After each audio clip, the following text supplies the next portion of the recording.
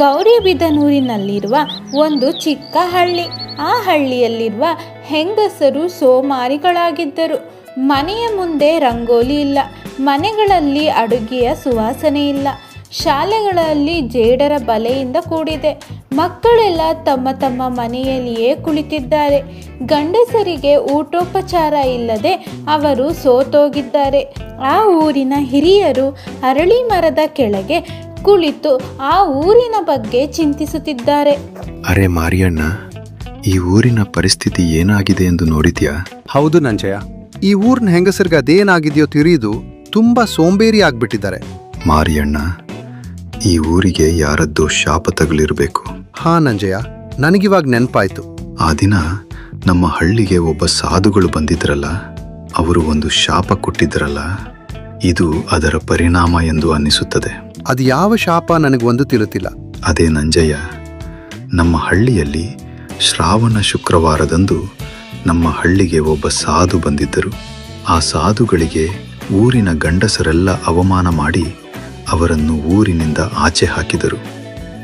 ಆ ಸಾಧುಗಳಿಗೆ ಕೋಪ ಬಂದು ಊರಿನ ಹೆಂಗಸರೆಲ್ಲ ಸೋಮಾರಿಗಳಾಗಲಿ ಎಂದು ಶಾಪ ಕೊಟ್ಟಿದ್ದಾರೆ. ಹೌದಲ್ವಾ ಮಾರಿಯಣ್ಣ, ನಾನ್ ಮರ್ತೋಗಿದ್ದೆ. ಅದೇ ಕಾರಣಕ್ಕೆ ಇಲ್ಲಿಯ ಹೆಂಗಸರು ಸೋಮಾರಿಗಳಾಗಿದ್ದಾರೆ ಅಂತ ಅನ್ಸುತ್ತೆ. ಇದು ಯಾವಾಗ ಸರಿ ಹೋಗುತ್ತೋ ಗೊತ್ತಿಲ್ಲ. ಹೌದು ನಿಂಗಯ್ಯ, ಕಾಲವೇ ಇದಕ್ಕೆ ಪರಿಹಾರ ಸೂಚಿಸಬೇಕು ಎಂದು ಮಾತನಾಡಿಕೊಳ್ಳುತ್ತಿದ್ದರು. ಆ ಊರಿನ ಗಂಡಸರು ಮನೆಯಲ್ಲಿ ಕೂಡ ಕೆಲಸ ಮಾಡಿಕೊಂಡು ಹೊರಗೆ ಹೋಗಿ ವ್ಯವಸಾಯ, ಕೃಷಿ ಕೆಲಸ, ಕೂಲಿ ಕೆಲಸ ಅಂತ ಮಾಡಿಕೊಂಡು ಜೀವನ ಸಾಗಿಸುತ್ತಿದ್ದರು. ಅಯ್ಯೋ ದೇವ್ರೆ, ಇಷ್ಟೊಂದು ಹೊಗೆ, ಕಣ್ಣಲ್ಲಿ ನೀರು ಬರುತ್ತಿದ್ದೆ. ಈ ಕಟ್ಟಿಗೆ ಒಲೆಯಲ್ಲಿ ಅಡುಗೆ ಮಾಡಲು ಆಗುತ್ತಿಲ್ಲ ಎಂದು ಅಂದುಕೊಂಡು ಸೋಮೇಗೌಡ ಅಡುಗೆ ಮಾಡುತ್ತಿದ್ದನು. ಸೋಮೇಗೌಡನ ಮನೆಗೆ ರಾಜಶೇಖರ ಬಂದನು. ಏನಣ್ಣ, ಇದೇನು ನಿನ್ನ ಪರಿಸ್ಥಿತಿ? ಅಯ್ಯೋ, ಏನು ಅಂತ ಹೇಳಲಿ ರಾಜ. ನಮ್ಮ ಊರಿನ ಹೆಂಗಸರಿಗೆ ಹಿಡಿದಿರೋ ಸೋಮಾರಿತನದಿಂದ ನಾವು ಮನೆ ಕೆಲಸ ಅಡುಗೆ ಮಾಡಬೇಕಾಗಿದೆ. ಅಯ್ಯೋ ಸೋಮಣ್ಣ, ನಮ್ಮ ಮನೆಯಲ್ಲಿಯೂ ಇದೇ ಪರಿಸ್ಥಿತಿ. ನಾವು ಹೊರಗೆ ಹೋಗಿ ಕೂಡ ದುಡಿಬೇಕು, ಮನೆಗೆ ಬಂದುನು ಕೆಲಸ ಮಾಡಬೇಕು. ಸಾಕಾಗಿ ಹೋಗಿದೆ ಅಣ್ಣ. ಈ ಹೆಂಗಸರಿಗೆ ಅದೇನ್ ಬಂದಿದೋ ಗೊತ್ತಿಲ್ಲ. ಹೌದು, ನನಗೂ ಸಾಕಾಗಿದೆ. ಇದೆಲ್ಲ ನಮ್ಮಿಂದಲೇ ಆಗಿದ್ದು. ಏನು ಹೇಳ್ತಾ ಇದ್ದೀರಾ ಅಣ್ಣ? ಹೌದಲ್ಲವಾ ರಾಜು, ನಾವು ಆ ಸಾಧುಗಳಿಗೆ ಮಾಡಿದ ಅವಮಾನದಿಂದ, ಅವರು ಕೋಪದಿಂದ ನೀಡಿದ ಶಾಪವೇ ಇದಕ್ಕೆಲ್ಲ ಕಾರಣ ಎಂದು ಅಂದುಕೊಳ್ಳುತ್ತಾರೆ. ಒಂದು ದಿವಸ ಊರಿನ ಗಂಡಸರೆಲ್ಲ ಒಂದುಗೂಡಿ ಆ ಹಳ್ಳಿಯ ಸಮಸ್ಯೆಗೆ ಪರಿಹಾರ ಹುಡುಕಬೇಕು ಅಂದುಕೊಂಡು ಚರ್ಚೆ ನಡೆಸುತ್ತಿದ್ದರು. ಆ ದಿವಸ ಆ ಸಮಯಕ್ಕೆ ಸರಿಯಾಗಿ ಶಾಪ ನೀಡಿದ್ದ ಗುರುಗಳು ಅಲ್ಲಿಗೆ ಬಂದರು. ಆ ಹಳ್ಳಿಯ ಗಂಡಸರು ಸಾಧುವಿನ ಬಳಿ, ಸಾಧುಗಳೇ, ನಾವೆಲ್ಲ ನಿಮ್ಮನ್ನೇ ಎದುರು ನೋಡ್ತಿದ್ದೆವು. ನೀವೇ ಬಂದಿದ್ದು ತುಂಬಾ ಸಂತೋಷ ಆಯ್ತು. ವಿಷಯವೇನು? ಸಾಧುಗಳೇ, ಆ ದಿನ ನಾವು ತಿಳಿದೋ ತಿಳಿಯದೆಯೋ ಮಾಡಿದ ತಪ್ಪಿಗೆ ಶಿಕ್ಷೆ ಅನುಭವಿಸುತ್ತಿದ್ದೇವೆ. ನಮಗೆ ನಮ್ಮ ತಪ್ಪಿನ ಅರಿವಾಗಿದೆ. ದಯಮಾಡಿ ನಮ್ಮನ್ನು ಕ್ಷಮಿಸಿ ಸಾಧುಗಳೇ. ಇರ್ಲಿ ಬಿಡಿ, ಆದರೆ ಇನ್ನು ಮುಂದೆ ನಿಮ್ಮ ಹಳ್ಳಿಗೆ ಬಂದ ಯಾರಿಗೂ ಅವಮಾನ ಮಾಡಬೇಡಿ. ಸರಿ ಸಾಧುಗಳೇ, ನೀವು ನೀಡಿದ್ದ ಶಾಪವನ್ನ ದಯಮಾಡಿ ಹಿಂಪಾಡೆಯಿರಿ. ಆಗ್ಲಿ ಎಂದು ಹೇಳಿದರು. ಆ ಸಾಧುಗಳು ಹಾಕಿದ್ದ ಶಾಪವನ್ನು ಹಿಂಪಡೆದರು. ಮತ್ತೆ ಅಲ್ಲಿಂದ ಹೊರಟು ಹೋದರು. ಮರುದಿನದಿಂದ ಆ ಹಳ್ಳಿಯ ಹೆಂಗಸರು ಮನೆಯಲ್ಲಿ ಕೆಲಸ ಮಾಡತೊಡಗಿದರು. ಅವರ ಸೋಮಾರಿತನ ದೂರವಾಯಿತು. ಮರಳಿಯ ಹಳ್ಳಿಯ ಹೆಂಗಸರು ತಮ್ಮ ತಮ್ಮ ಕೆಲಸದಲ್ಲಿ ನಿರತರಾದರು. ಇದು ಇಂದಿನ ಸಿಂಪಲ್ ಸ್ಟೋರಿ. ಈ ಸ್ಟೋರಿ ಏನಾದರೂ ನಿಮಗೆ ಇಷ್ಟ ಆದರೆ ಲೈಕ್ ಮಾಡಿ, ಶೇರ್ ಮಾಡಿ, ಸಬ್ಸ್ಕ್ರೈಬ್ ಮಾಡೋದನ್ನು ಮರಿಬೇಡಿ. ಧನ್ಯವಾದ. ನಮಸ್ಕಾರ ಸ್ನೇಹಿತರೆ, ಇಂದಿನ ನಮ್ಮ ಕತೆ ಒಂದು ಸುಂದರವಾದ ಮಾರಲ್ ಸ್ಟೋರಿ. ಜೀವನದಲ್ಲಿ ನಾವು ಕಲಿಯಬೇಕಾದ ಪಾಠಗಳನ್ನು ತುಂಬ ಸರಳವಾಗಿ ಹೇಳುವ ಕತೆ ಇದು. ಹಾಗಾದರೆ ಬನ್ನಿ ಕತೆಯನ್ನು ಶುರು ಮಾಡೋಣ. ವೇದಪುರಂ ಅನ್ನೋ ಗ್ರಾಮದಲ್ಲಿ ವೆಂಕಟೇಶ್ವರ ಅನ್ನೋ ವ್ಯಕ್ತಿ ಜೀವನ ನಡೆಸುತ್ತಿದ್ದನು. ವೆಂಕಟೇಶ್ವರ ತುಂಬ ಜಿಪುಣ, ಸ್ವಾರ್ಥಿ ಹಾಗೂ ದೊಡ್ಡ ಸಾಹುಕಾರನಾಗಿದ್ದನು. ವೆಂಕಟೇಶ್ವರನಿಗೆ ಒಬ್ಬಳೇ ಮಗಳು. ಅವಳ ಹೆಸರು ಶ್ರೀನಿಧಿ. ಶ್ರೀನಿಧಿ ತುಂಬ ಅಹಂಕಾರಿಯಾಗಿದ್ದಳು. ವೆಂಕಟೇಶ್ವರ ಶ್ರೀನಿಧಿ ಎಷ್ಟೇ ತಪ್ಪು ಮಾಡಿದರೂ ಏನು ಹೇಳುತ್ತಿರಲಿಲ್ಲ. ಅಲ್ಲ ಕಣಯ್ಯ, ಶ್ರೀನಿಧಿ ಏನೇ ಮಾಡಿದರೂ ಅವಳನ್ನು ಬೈಯೋದಿಲ್ಲ, ಬದಲಾಗಿ ಇನ್ನು ಅವಳು ಮಾಡಿದ್ದೇ ಸರಿ ಎನ್ನುತ್ತೀಯ. ಅವಳು ತುಂಬ ಅಹಂಕಾರಿಯಾಗಿ ಬೆಳೆದಿದ್ದಾಳೆ. ಶಾರದಾ, ನೀನು ನಿನ್ನ ಕೆಲಸ ನೋಡ್ಕೊಂಡಿದ್ರೆ ಒಳ್ಳೆಯದು, ನನ್ನ ಮತ್ತು ನನ್ನ ಮಗಳ ಮಧ್ಯೆ ಬರಬೇಡ ಎಂದು ಹೇಳುತ್ತಿದ್ದನು. ಶಾರದಮ್ಮ ಎಷ್ಟೇ ಹೇಳಿದರೂ ಕೇಳುತ್ತಿರಲಿಲ್ಲ. ವೆಂಕಟೇಶ್ವರ ಶ್ರೀನಿಧಿ ತುಂಬ ಮುದ್ದಾಗಿ ನೋಡಿಕೊಳ್ಳುತ್ತಿದ್ದನು. ಒಂದು ದಿನ ಶ್ರೀನಿಧಿ ತನ್ನ ಸ್ನೇಹಿತರೊಂದಿಗೆ ಹೊರಗಡೆ ಹೋಗಿದ್ದಳು. ಅವಳು ಸಂಜೆ ತಡವಾಗಿ ಮನೆಗೆ ಬಂದಳು. ವೆಂಕಟೇಶ್ವರ ಕೋಪಗೊಂಡು ಶ್ರೀನಿಧಿ ಮೇಲೆ ಕೈ ಮಾಡಿದನು. ಮರುದಿನ ಶ್ರೀನಿಧಿಗೆ ಮದುವೆ ಮಾಡಲು ಹುಡುಗನನ್ನು ಮನೆಗೆ ಕರೆಸಿದನು. ಆ ಹುಡುಗ ತುಂಬ ಮೃದು ಸ್ವಭಾವ ಹಾಗೂ ತುಂಬ ಒಳ್ಳೆ ಸಾಧು ವ್ಯಕ್ತಿಯಾಗಿದ್ದನು. ಶ್ರೀವಲ್ಲಿನ ಆ ಹುಡುಗನಿಗೆ ಕೊಟ್ಟು ಮದುವೆ ಮಾಡಿದರು. ಶ್ರೀನಿಧಿ ಮದುವೆ ಮಾಡಿಕೊಂಡು ಪಾರ್ಥನ ಮನೆಗೆ ಹೋದರು. ತನ್ನ ಅಹಂಕಾರ ದುಷ್ಟ ಬುದ್ಧಿಯನ್ನು ಬಿಡಲಿಲ್ಲ. ಪಾರ್ಥನ ಅಪ್ಪ ಅಮ್ಮನನ್ನು ಚೆನ್ನಾಗಿ ನೋಡಿಕೊಳ್ಳುತ್ತಿರಲಿಲ್ಲ. ಬದಲಿಗೆ ಅವರ ಕೈಯಲ್ಲೇ ಮನೆ ಕೆಲಸ ಮಾಡಿಸುತ್ತಿದ್ದಳು. ಪಾರ್ಥನಿಗೆ ಶ್ರೀನಿಧಿಯ ವರ್ತನೆ ಇಷ್ಟ ಆಗಲಿಲ್ಲ. ಪಾರ್ಥ ಶ್ರೀನಿಧಿಗೆ ಹೇಗಾದರೂ ಮಾಡಿ ಬದಲಾಯಿಸಬೇಕು ಎಂದು ಯೋಚಿಸಿದನು. ಮರುದಿನ ಬೆಳಗ್ಗೆ ಪಾರ್ಥ ಶ್ರೀನಿಧಿಯನ್ನು ಎಬ್ಬಿಸಿ ಮನೆ ಕೆಲಸ ಮಾಡಲು ಹೇಳಿದನು. ಆದರೆ ಶ್ರೀನಿಧಿಗೆ ಇಷ್ಟವಾಗಲಿಲ್ಲ. ಬದಲಿಗೆ ಪಾರ್ಥನ ಜೊತೆ ಜಗಳವಾಡಿದಳು. ಜಗಳ ಮಾಡಿಕೊಂಡು ತನ್ನ ತವರು ಮನೆಗೆ ಹೋದಳು. ಶ್ರೀನಿಧಿ ತವರು ಮನೆಯಲ್ಲಿ ಅವಳನ್ನು ಬಂದ ದಿನ ಚೆನ್ನಾಗಿ ನೋಡಿಕೊಂಡರು. ಪಾರ್ಥನ ಬಳಿ ಜಗಳ ಮಾಡಿಕೊಂಡು ಬಂದಿರೋ ಸತ್ಯ ತಿಳಿದು ಶ್ರೀನಿಧಿಗೆ ಬೈದು ಮನೆಯಿಂದ ಆಚೆ ಹಾಕಿದರು. ಶ್ರೀನಿಧಿ ತನ್ನ ತಪ್ಪು ತಿಳಿದುಕೊಂಡು ಪಾರ್ಥನ ಮನೆಗೆ ಬಂದಳು. ಪಾರ್ಥ ಮತ್ತು ಅವನ ಅಪ್ಪ ಅಮ್ಮನ ಜೊತೆ ಕ್ಷಮೆ ಕೇಳಿದಳು. ತನ್ನ ಅಹಂಕಾರ ದುಷ್ಟ ಬುದ್ಧಿಯನ್ನು ಬಿಟ್ಟು ಪಾರ್ಥನ ಮನೆಯಲ್ಲೇ ಅತ್ತೆ ಮಾವನ ಜೊತೆ ಸಂತೋಷವಾಗಿದ್ದಳು. ಆ ಸಮಯಕ್ಕೆ ಸರಿಯಾಗಿ ಶ್ರೀನಿಧಿ ತಂದೆ ತಾಯಿ ಮನೆಗೆ ಬಂದು ಶ್ರೀನಿಧಿ ಬದಲಾವಣೆ ಕಂಡು ಖುಷಿಯಾದರು. ಶ್ರೀನಿಧಿಗೆ ಬುದ್ಧಿ ಬರಬೇಕು ಎಂದು ಆಚೆ ಹಾಕಿದ ಸತ್ಯವನ್ನು ತಿಳಿಸಿದರು. ನಂತರ ಅವರೆಲ್ಲ ಖುಷಿಯಾಗಿದ್ದರು. ಶ್ರೀನಿಧಿ ಒಳ್ಳೆ ಹುಡುಗಿಯಾಗಿ ಬದಲಾಗಿದಳು. ಅಹಂಕಾರ ಮನುಷ್ಯನನ್ನು ಕೆಡಿಸುವ ಗುಣ. ಸ್ವಲ್ಪ ಯಶಸ್ಸು ಕಂಡರೆ ಕೆಲವರು ತಾವೇ ದೊಡ್ಡವರು ಅಂದುಕೊಳ್ಳುತ್ತಾರೆ. ಆದರೆ ನಿಜವಾದ ದೊಡ್ಡತನ ಎನ್ನುವುದು ಎಷ್ಟೇ ಎತ್ತರಕ್ಕೂ ಹೋದರೂ ವಿನಯವನ್ನು ಬಿಡದಿರುವುದು. ಅಹಂಕಾರ ಇದ್ದರೆ ಜನ ನಿಮ್ಮನ್ನು ದೂರದಿಂದ ನೋಡುತ್ತಾರೆ. ವಿನಯದಿಂದ ಇದ್ದರೆ ಮನುಷ್ಯರ ಹೃದಯದಲ್ಲಿ ನೀವು ಜಾಗ ಪಡೆದುಕೊಳ್ಳುತ್ತೀರಿ. ಇಂದಿನ ಕತೆ ಸ್ನೇಹಿತರೆ, ನಿಮಗೆ ಈ ಮಾರಲ್ ಸ್ಟೋರಿ ಇಷ್ಟವಾಗಿದೆ ಎಂದು ಭಾವಿಸುತ್ತೇನೆ. ವಿಡಿಯೋ ಇಷ್ಟವಾದರೆ ಲೈಕ್, ಶೇರ್ ಆ್ಯಂಡ್ ಸಬ್ಸ್ಕ್ರೈಬ್ ಮಾಡೋದನ್ನು ಮರಿಬೇಡಿ. ಧನ್ಯವಾದಗಳು. ಸಿಂಧನೂರು ಗ್ರಾಮದಲ್ಲಿ ಶೇಖರ್ ಅನ್ನುವ ವ್ಯಕ್ತಿಯೊಬ್ಬ ವಾಸವಾಗಿದ್ದನು. ಶೇಖರ್ ತುಂಬಾ ದುರಹಂಕಾರಿ, ಕುಟಿಲ ಬುದ್ಧಿಯವನಾಗಿದ್ದನು. ಶೇಖರ್ ಯಾವಾಗಲೂ ಯಾರಿಗಾದರೂ ತೊಂದರೆ ಮಾಡುತ್ತಿದ್ದನು. ಶೇಖರ್ನಿಗೆ ತಾನೊಬ್ಬನೇ ಬೆಳಿಬೇಕು, ನಾನ್ ಮಾತ್ರ ಉದ್ಧಾರ ಆಗ್ಬೇಕು ಎಂಬ ಸ್ವಾರ್ಥದಿಂದ ಕೂಡಿದ್ದನು. ಆ ಊರಿನ ತುಂಬಾ ಒಳ್ಳೆಯ ಜಮೀನ್ದಾರ ಯಾವಾಗಲೂ ಬೇರೆಯವರಿಗೆ ವ್ಯವಸಾಯ ಮಾಡಲು ಹಣವನ್ನು ಕೊಡುತ್ತಿದ್ದನು. ಮುತ್ತಯ್ಯನ ಹತ್ತಿರ ಒಂದು ಹೊಲ ಇತ್ತು. ಆ ಹೊಲದಲ್ಲಿ ಯಾರೂ ಕೂಡ ಕೆಲಸ ಮಾಡುತ್ತಿರಲಿಲ್ಲ. ಒಂದು ದಿನ ಮುತ್ತಯ್ಯ ಪಾಪಯ್ಯನನ್ನು ಕರೆಸಿ, ಏನಪ್ಪ ನೀನು ನನ್ನ ಬಳಿ ಇರುವ ಒಂದು ಗದ್ದೆಯಲ್ಲಿ ಬೆಳೆ ಬೆಳೆಯುತ್ತೀಯಾ? ಅಯ್ಯ, ಆ ಹೊಲ ಎಲ್ಲಿದೆ? ಅದೇ ಆ ಶೇಖರ್ ಹೊಲ ಇದೆಯಲ್ಲ, ಅದೇ ಪಕ್ಕದಲ್ಲಿ ಇದೆ. ಅಯ್ಯ, ನನ್ನನ್ನು ಕ್ಷಮಿಸಿ, ಆ ಹೊಲದಲ್ಲಿ ನಾನು ಬೆಳೆ ಬೆಳೆಯೋದಕ್ಕೆ ಆಗೋದಿಲ್ಲ. ಯಾಕೆ? ನಿಮಗೆ ಗೊತ್ತಿದೆಯಲ್ಲಯ್ಯ, ಆ ಶೇಖರ್ ಎಷ್ಟು ದುರಹಂಕಾರಿ, ಸ್ವಾರ್ಥಿ. ಅವನೇನಾದ್ರೂ ನಾನು ಬೆಳೆಯುವ ಬೆಳೆ ಮೇಲೆ ಹೊಟ್ಟೆ ಉರಿಪಟ್ಟು ಹಾಳು ಮಾಡುತ್ತಾನೆ. ಸರಿ, ಬೇರೆ ಯಾರಾದ್ರೂ ಆ ಹೊಲದಲ್ಲಿ ಕೆಲಸ ಮಾಡ್ತಾರಾ ಕೇಳಿಕೊಂಡು ಬಾ. ಸರಿಯಯ್ಯ ಎಂದು ಹೇಳಿ ಪಾಪಯ್ಯ ಹೋಗಿ ಪದ್ದು ಬಳಿ ಕೇಳಿದನು. ಪದ್ದು ಬಳಿ ಯಾವುದೇ ಗದ್ದೆ, ಹೊಲ, ತೋಟ ಏನೂ ಇರಲಿಲ್ಲ. ಪದ್ದು ಆ ಹೊಲವನ್ನು ನಾನು ಗುತ್ತಿಗೆಗೆ ತೆಗೆದುಕೊಳ್ಳುವೆ ಎಂದು ಹೇಳಿದನು. ಪಾಪಯ್ಯ ಪದ್ದುನ ಜಮೀನ್ದಾರರ ಮನೆ ಹತ್ತಿರ ಕರೆದುಕೊಂಡು ಹೋದನು. ಏನಪ್ಪ, ನೀನು ನಮ್ಮ ಹೊಲನ ಗುತ್ತಿಗೆ ತೆಗೆದುಕೊಂಡು ವ್ಯವಸಾಯ ಮಾಡುವೆಯಾ? ಹೌದು ದನಿಗಳೇ, ನಾನು ಮಾಡುವೆ. ಸರಿ, ಹಾಗಾದ್ರೆ ಇವತ್ತಿನಿಂದ ಆ ಹೊಲ ನಿನ್ನದು. ನಿನಗೆ ಬೆಳೆ ಬಂದ ನಂತರ ನನಗೆ ಹಣ ತಂದು ಕೊಟ್ಟರೆ ಸಾಕು. ಆ ಹೊಲದಿಂದ ನಿನಗೆ ಉಪಯೋಗವಾಗಲಿ. ಆ ಹೊಲವನ್ನು ನೀನಾದ್ರೂ ಉಪಯೋಗಿಸಿಕೊ. ತುಂಬಾ ಧನ್ಯವಾದಗಳು ದನಿ. ಅದು ಸರಿ, ನಿನ್ ಹತ್ರ ವ್ಯವಸಾಯ ಆರಂಭಿಸೋಕೆ ಹಣ ಇದ್ಯಾ? ಅದು ಎಲ್ಲಾದ್ರೂ ಸಾಲ ಮಾಡ್ಬೇಕು ದನಿ. ಅಯ್ಯೋ ಯಾಕೆ ಬೇರೆಯವ್ರ ಹತ್ರ ಸಾಲ ಕೇಳುವೆ ಎಂದು ಹೇಳಿ ಅವನಿಗೆ ಸ್ವಲ್ಪ ಹಣವನ್ನು ಕೊಡುತ್ತಾನೆ. ಪದ್ದು ಆ ಹಣವನ್ನು ತೆಗೆದುಕೊಂಡು ಧನ್ಯವಾದ ತಿಳಿಸಿದನು. ಅಲ್ಲಿಂದ ಮನೆ ಕಡೆಗೆ ಹೊರಟನು. ಇತ್ತ ಶೇಖರ್ ಮನೆಯ ಮುಂದೆ ಕುಳಿತಿದ್ದನು. ವೆಂಕಯ್ಯ ಬಂದು, ಏನೋ ಶೇಖರ್, ಇನ್ನು ಕೆಲ್ಸಕ್ಕೆ ಹೋಗಿಲ್ವಾ? ಇಷ್ಟು ಬೇಗ ಹೋಗಿ ಏನ್ ಮಾಡ್ಲಿ ಅಲ್ಲಿ? ವಿಷಯ ಗೊತ್ತಾಯ್ತಾ? ಏನ್ ವಿಷಯ? ನಿನ್ ಪಕ್ಕದ ಹೊಲನ ದನಿಗಳು ಪದ್ದುಗೆ ಗುತ್ತಿಗೆ ಕೊಟ್ಟಿದ್ದಾರೆ. ಅಲ್ಲಿ ಪದ್ದು ಬೆಳೆ ಬೆಳೆಯುತ್ತಾನಂತೆ. ಓಹ್ ಹೌದಾ? ಯಾರ ಪದ್ದು? ಅದೇ ಆ ಬೀರಯ್ಯನ ಮಗನಂತೆ. ಸರಿ, ನೀನು ಹೊರಡು ಎಂದು ಹೇಳಿದನು. ಪದ್ದು ತನ್ನ ಎತ್ತುಗಳನ್ನು ಹೊಡೆದುಕೊಂಡು ಗದ್ದೆಯ ಬಳಿ ಹೋಗುತ್ತಿದ್ದನು. ಅದನ್ನು ನೋಡಿ ಶೇಖರ್ಗೆ ಕೋಪ ಬಂದಿತ್ತು. ಆ ಹೊಲನ ಯಾರು ವ್ಯವಸಾಯ ಬಳಸಿಲ್ಲ ಅಂದ್ರೆ ನಾನು ಕಸಿದುಕೊಳ್ಳೋಣ ಅಂತ ಇದ್ದೆ. ಇವಾಗ ಇವನ್ ಯಾರೋ ಬಂದಿದ್ದಾನೆ, ಇವನನ್ನು ಒಂದು ಕೈ ನೋಡ್ಕೋಬೇಕು ಎಂದು ತನ್ನಲ್ಲಿ ತಾನು ಅಂದುಕೊಳ್ಳುವನು. ಪದ್ದು ಆ ಹೊಲದಲ್ಲಿ ಮಣ್ಣನ್ನು ತನ್ನ ಎತ್ತುಗಳಿಂದ ಹದಗೊಳಿಸುತ್ತಿದ್ದನು. ಆ ಹೊಲದ ಮಣ್ಣು ಪೂರ್ತಿಯಾಗಿ ಗಟ್ಟಿಯಾಗಿತ್ತು.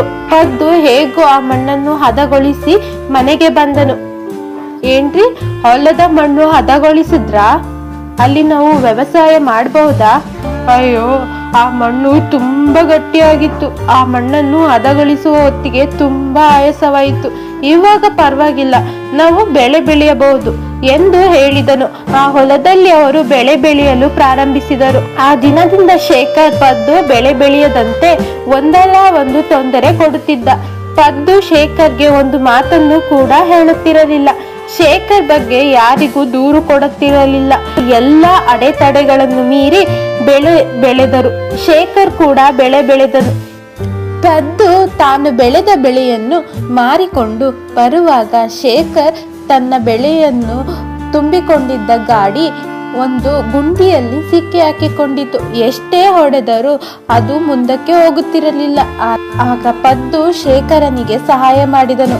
ನಂತರ ಶೇಖರ್ ತನ್ನ ತಪ್ಪನ್ನು ಅರಿತುಕೊಂಡು ಪದ್ದು ಬಳಿ ಕ್ಷಮೆ ಕೇಳಿದನು. ಅಂದಿನಿಂದ ಶೇಖರ್ ಒಬ್ಬ ಒಳ್ಳೆ ಮನುಷ್ಯನಾದನು. ತಪ್ಪು ಮಾಡೋದು ಸಹಜ, ಆದರೆ ಅದನ್ನು ತಿದ್ದಿ ನಡೆಯೋನೆ ಮನುಜ. ಇದು ಇಂದಿನ ಮಾರಲ್ ಸ್ಟೋರಿ. ಇನ್ನಷ್ಟು ಮಾರಲ್ ಸ್ಟೋರಿಗಳಿಗಾಗಿ ನಮ್ಮ ಚಾನಲನ್ನು ಸಬ್ಸ್ಕ್ರೈಬ್ ಮಾಡ್ಕೊಳ್ಳಿ. Thank you for watching. ಒಂದು ಊರಿನಲ್ಲಿ ರಂಗವ್ವ ಎಂಬ ಅಜ್ಜಿಯೊಬ್ಬಳು ಇದ್ದಳು. ಆಕೆಯ ಹತ್ತಿರ ಒಂದು ಎಮ್ಮೆ ಇತ್ತು. ಎಮ್ಮೆಯ ಹಾಲು ಮಾರಿ ಬಂದ ಹಣದಿಂದ ಜೀವನ ಸಾಗಿಸುತ್ತಿದ್ದಳು. ಹಾಲು ಮಾರಲು ದಿನಾಲು ಪಕ್ಕದ ಊರಿಗೆ ನಡೆದುಕೊಂಡು ಹೋಗುತ್ತಿದ್ದಳು. ಹೋಗುವ ದಾರಿಯಲ್ಲಿ ಒಂದು ಬಾವಿ ಇತ್ತು. ಅಲ್ಲಿ ಸ್ವಲ್ಪ ಹೊತ್ತು ಕುಳಿತು ಬಾವಿಯಲ್ಲಿ ನೀರು ಕುಡಿದು ವಿಶ್ರಾಂತಿ ಮಾಡಿ ಮತ್ತೆ ಪ್ರಯಾಣ ಬೆಳೆಸುತ್ತಿದ್ದಳು. ಹೀಗೆ ಹಾಲು ತೆಗೆದುಕೊಂಡು ಹೋಗೋದು ಬರೋದು ನಡೀತಿತ್ತು. ಆ ದಿನ ಬಾವಿಯ ಹತ್ತಿರ ಕುಳಿತುಕೊಂಡು ವಿಶ್ರಾಂತಿ ತೆಗೆದುಕೊಂಡಳು. ನೀರು ಕುಡಿಯುವಾಗ ಅಜ್ಜಿಗೆ ಒಂದು ದುರಾಲೋಚನೆ ಬಂತು. ಹೇಗೋ ಹಾಲು ಕೊಳ್ಳುವ ಜನರಿಗೆ ನಂಬಿಕೆ ಇದೆ, ಈ ಹಾಲಿಗೆ ಸ್ವಲ್ಪ ನೀರು ಬೆರೆಸಿ ಮಾರಿದರೆ ಹೇಗೆ ಎಂದು ಯೋಚಿಸಿದಳು. ಅದೇ ಬಾವಿಯ ಸ್ವಲ್ಪ ನೀರನ್ನು ಬೆರೆಸಿ ಆ ದಿನ ಮಾರಿ ಬಂದಳು. ಅವತ್ತು 10 ರೂಪಾಯಿ ಹೆಚ್ಚು ಹಣ ಬಂತು. ಮರುದಿನ ಇನ್ನೂ ಹೆಚ್ಚು ಬೆರೆಸಿದಳು, ಮತ್ತು ಹಣ ಬಂತು. ಬರುತ್ತಾ ಅರ್ಧಕ್ಕರ್ಧ ನೀರು ಬೆರೆಸಿ ಮಾರುತ್ತಿದ್ದಳು. ಆ ಊರಿನಲ್ಲಿ ಹಾಲು ಮಾರುವವರದ ಕಾರಣ ಜನ ಕೂಡ ಏನು ಅನ್ನುತ್ತಿರಲಿಲ್ಲ. ಹೆಚ್ಚು ಸಂಪಾದನೆಯ ಹಣದಿಂದ ಅಜ್ಜಿ ಒಂದು ದಿನ ಕಿವಿಯೋಲೆ ಖರೀದಿಸಿದಳು. ಇನ್ನೂ ಕಿವಿಗೆ ಹಾಕಿಕೊಂಡಿರಲಿಲ್ಲ. ಆವತ್ತು ಹಾಲು ಮಾರಲು ಪಕ್ಕದ ಊರಿಗೆ ಹೊರಟಳು. ಬಾವಿಯ ಬಳಿ ಬುಟ್ಟಿ ಇಟ್ಟು ನೀರು ಕುಡಿಯಲು ಬಾವಿಯಲ್ಲಿ ಇಳಿದಳು. ಅಕಸ್ಮಾತ್ತಾಗಿ ಕೈಯಲ್ಲಿ ಹಿಡಿದಿದ್ದ ಹೊಸ ಕಿವಿಯೋಲೆಯೊಂದು ನೀರಲ್ಲಿ ಬಿತ್ತು. ಅಜ್ಜಿಗೆ ಜೀವವೇ ಬಾಯಿಗೆ ಬಂದಂತಾಯಿತು. ಇಷ್ಟು ದಿನ ಕಷ್ಟಪಟ್ಟು ಗಳಿಸಿದ ಹಣ, ತಂದ ಬಂಗಾರದ ಓಲೆ ನೀರು ಪಾಲಾಯಿತು ಎಂದು ಅಳುತ್ತಿದ್ದಳು. ನೀರಲ್ಲಿ ಇಳಿಯೋಣವೆಂದರೆ ತನಗೆ ಈಜು ಬರೋದಿಲ್ಲ. ಮೆಟ್ಟಿಲು ಹತ್ತಿ ಮೇಲೆ ಬಂದು ಸುತ್ತಮುತ್ತ ಯಾರಾದರೂ ಇದರ ಅಂತ ನೋಡಿದಳು. ದೂರದಲ್ಲಿ ಒಬ್ಬ ದನ ಕಾಯುವ ಹುಡುಗ ಇದ್ದ. ಕೂಗಿ ಕರೆದಳು. ಈ ಅಜ್ಜಿಗೆ ಏನೋ ಕಷ್ಟ ಬಂತು ಎಂದು ಓಡೋಡಿ ಬಂದ. ಅವನು ಈಕೆಯನ್ನು ಗುರುತಿಸಿದ. ಹಾಲು ಮಾರುವ ಅಜ್ಜಿ, ಅದು ಅರ್ಧಗರ್ಧ ನೀರು ಇರುವ ಹಾಲು. ಏನಜ್ಜಿ, ಯಾಕೆ ಅಳ್ತಿದ್ಯಾ ಎಂದು ಕೇಳಿದ. ನನ್ನ ಹೊಸ ಬಂಗಾರದ ಓಲೆ ನೀರಲ್ಲಿ ಬಿದ್ದಿದೆ ಮಗ. ಇದರ ಜೊತೆದು ಒಂದು ಕೈಯಲ್ಲಿ ಹಿಡಿದ ಇನ್ನೊಂದು ಓಲೆ ತೋರಿಸಿದಳು. ಹುಡುಗ ನಕ್ಕು, ಆ ಓಲೆ ನಿನಗೆ ಸಿಗಲ್ಲ ಅಜ್ಜಿ. ಈ ಬಾವಿ ಬಹಳ ಹಳೇದು, ಒಳಗೆ ಬಹಳ ಕೆಸರಿದೆ, ಇಳಿದರೂ ಸಿಗುವುದಿಲ್ಲ. ನೀನು ಏನ್ ಕೆಲಸ ಮಾಡಿ ಈ ಓಲೆನ್ ಖರೀದಿಸಿದ್ದೋ ಎಂದು ಅವನಿಗೆ ಗೊತ್ತಿದ್ದರೂ ಕೇಳಿದ. ನಾನು ಕಷ್ಟಪಟ್ಟು ಎಮ್ಮೆ ಸಾಕಿ ಅದರ ಹಾಲು ಮಾರಿ ಸಾಲದಕ್ಕೆ ಈ ಬಾವಿ ಹತ್ರ ಬಂದು ನೀರು ಬೆರೆಸಿ ಹೆಚ್ಚು ಹಣ ಸಂಪಾದಿಸಿಕೊಂಡ ಓಲೆ ಮಗ ಎಂದಳು. ಅಜ್ಜಿ ದುಡುಕಿನಲ್ಲಿ ಸತ್ಯ ಹೊರ ಬಂದಿತ್ತು. ಅಜ್ಜಿಗೆ ಸಮಾಧಾನ ಹೇಳಿದ ಹುಡುಗ. ನೀನು ಅರ್ಧದಷ್ಟು ನೀರು ಬೆರೆಸಿ ಹಾಲು ಮಾರಿದ್ದೀಯ, ಅದು ಈ ಬಾವಿಯದ್ದೇ. ಆದ್ದರಿಂದ ನಿನ್ನ ಸಂಪಾದನೆಯ ಅರ್ಧ ಪಾಲು ಆ ಒಂದು ಓಲೆ ಬಾವಿಗೆ ಸೇರಿತು. ನಿನ್ನ ಸ್ವಾಭಿಮಾನದ ಸಂಪಾದನೆ ನಿನ್ನ ಕೈಯಲ್ಲಿನ ಇನ್ನೊಂದು ಓಲೆ. ಇನ್ನಾದರೂ ಆ ದುರಾಸೆ ಬಿಟ್ಟು ಹಾಲು ಮಾರು ಅಜ್ಜಿ ಎಂದು ಹೇಳಿ ಹೋದ. ಅಜ್ಜಿಗೆ ಒಂದು ರೀತಿಯ ಅವಮಾನ ಅನಿಸಿತು. ಇನ್ನು ಮುಂದೆ ಹಾಲಿನಲ್ಲಿ ನೀರು ಬೆರೆಸಿ ಮಾರಬಾರದು ಅಂದುಕೊಂಡಳು. ಬುಟ್ಟಿ ತಲೆ ಮೇಲೆ ಹೊತ್ತುಕೊಂಡು ಊರ ಕಡೆಗೆ ನಡೆದುಕೊಂಡು ಹೋದಳು. ಅದಕ್ಕೆ ಹೇಳೋದು, ದುರಾಸೆಗೆ ತಕ್ಕ ಫಲ ಸಿಕ್ಕೇ ಸಿಗುತ್ತೆ.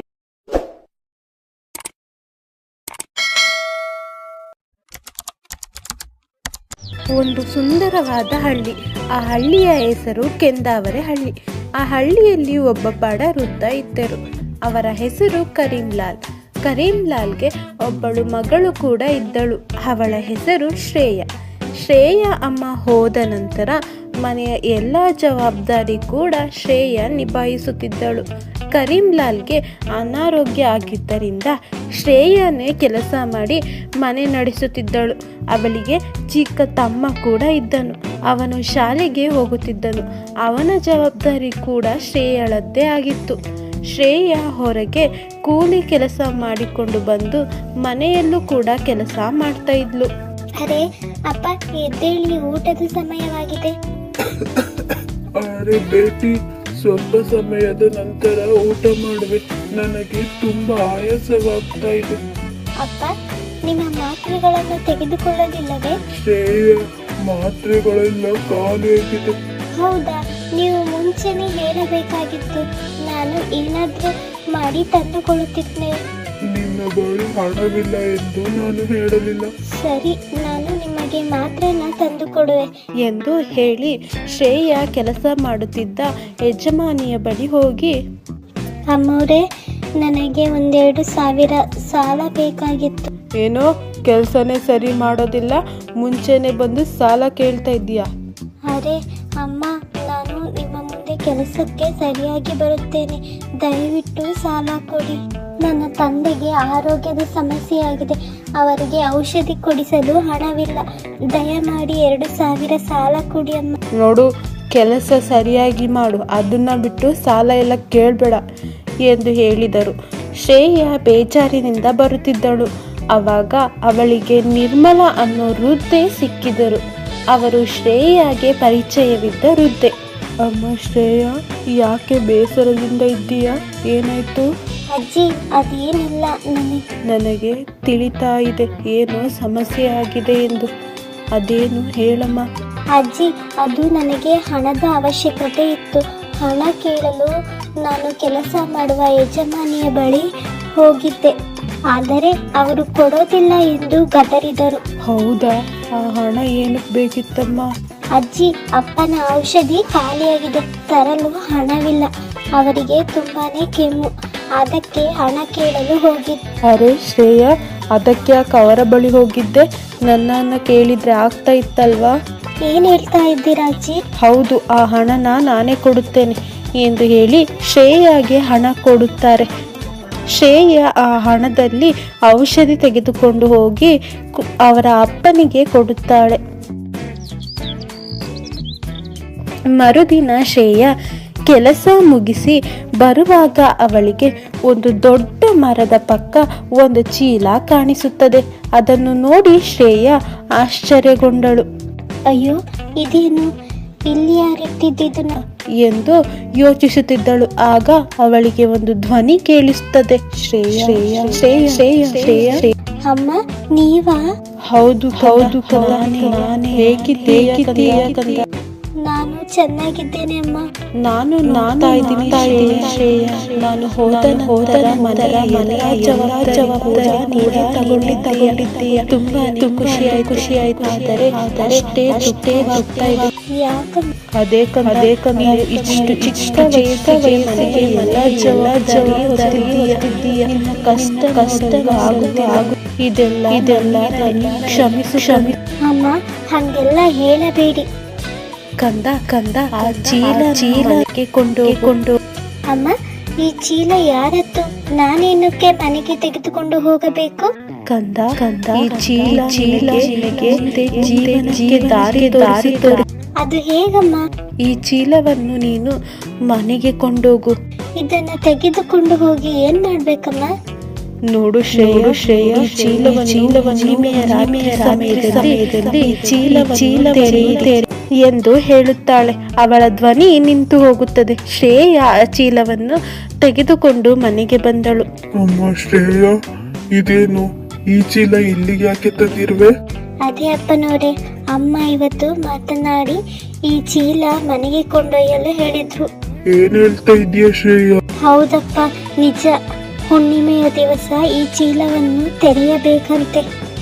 ಇದು ನಮ್ಮ ಜೀವನವನ್ನು ಬದಲಾಯಿಸುತ್ತದೆ ಎಂದು ಹೇಳಿದ್ದಾರೆ. ನಡೆದ ಎಲ್ಲ ವಿಷಯವನ್ನು ಕರೀಂಲಾಲ್ಗೆ ತಿಳಿಸಿದಳು. ಕೆಲವು ದಿನಗಳು ಕಳೆದವು. ಹುಣ್ಣಿಮೆಯ ರಾತ್ರಿ ಬಂದೇ ಬಿಟ್ಟಿತು. ಶ್ರೇಯ ಆ ಚೀಲವನ್ನು ತೆರೆದು ನೋಡಿದರು. ಆ ಚೀಲವನ್ನು ನೋಡಿ ಮನೆಯವರು ಆಶ್ಚರ್ಯಗೊಂಡರು. ಆ ಚೀಲದಲ್ಲಿ ಶ್ರೇಯ ತಾಯಿಯ ಒಡವೆ, ದುಡ್ಡು ಎಲ್ಲ ಇತ್ತು.